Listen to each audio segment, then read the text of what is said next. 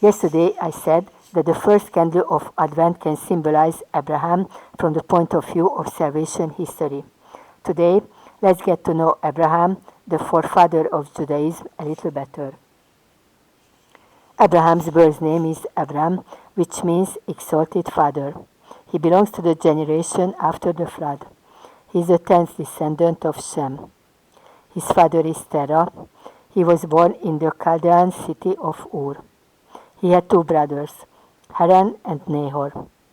After the death of Haran, his father moved with the whole family to the city of Haran in Paddan Aram, and they settled there. Abram got married. He married his half-sister, the beautiful Sarai. They lived in a burning great love. Sarai, however, was barren. Abram is 75 years old, childless, when the Lord calls him. He makes him a promise. He orders him to move from his father's house, from the circle of people living in polytheism. He receives 3 promises. He will be a blessing, the father of a great nation, and the possessor of the promised land. Abram obeys and sets out with his wife Sarai, his nephew Lot, and his servants from Haran to the land of Canaan. He begins a nomadic lifestyle and becomes a tribal chief. You can find Haran on the map. He goes from north to south. When he reaches Canaan, the Lord appears to him and says, "I will give this land to your descendants."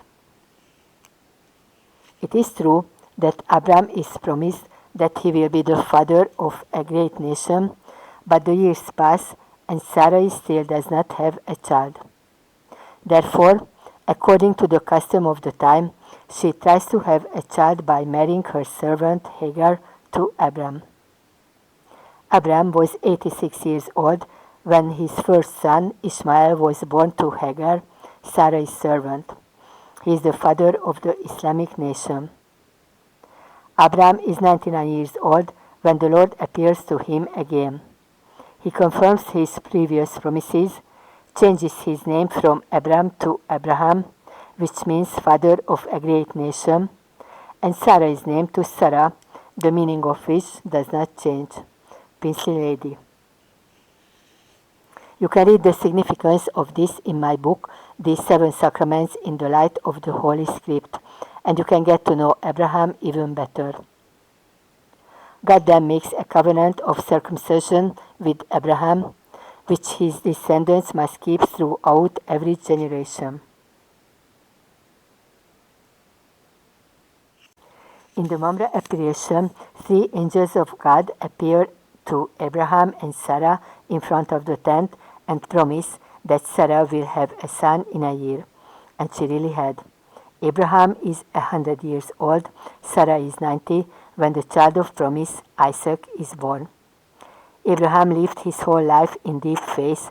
During his wanderings, he wandered with God. He built altars in several places, yet he is called a man of faith primarily because of one act. Once, when Isaac was already a big boy, the Lord commanded him to go up a mountain and present his son as a burnt offering. And Abraham obeys. With his beloved son, the child of promise, he goes to the mountain to sacrifice his son, hoping that God will save him. He is about to raise the knife when he sees a ram stuck by its horn in the thicket and hears the voice of the Lord telling him not to reach out his hands and not to harm the boy. Abraham then sacrifices the ram instead of his son, and God then once again confirms the earlier triple promise. Sarah is 127 years old when she dies in the land of Canaan in Hebron. However, Abraham is still a stranger in that land. Therefore, he buys the cave of Machpelah as a burial place for his wife and descendants. Then a piece of land in the land of Canaan will be rightfully his.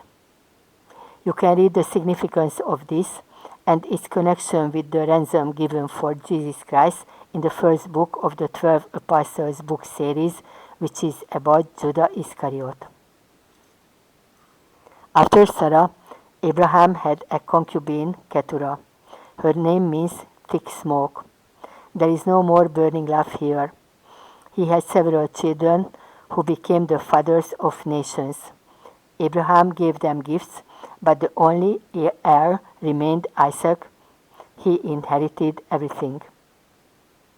Abraham died at the age of 175 after blessing his son Isaac. He lived 100 years in the service of the Lord. He was buried next to his wife Sarah in Machpelah in the cave.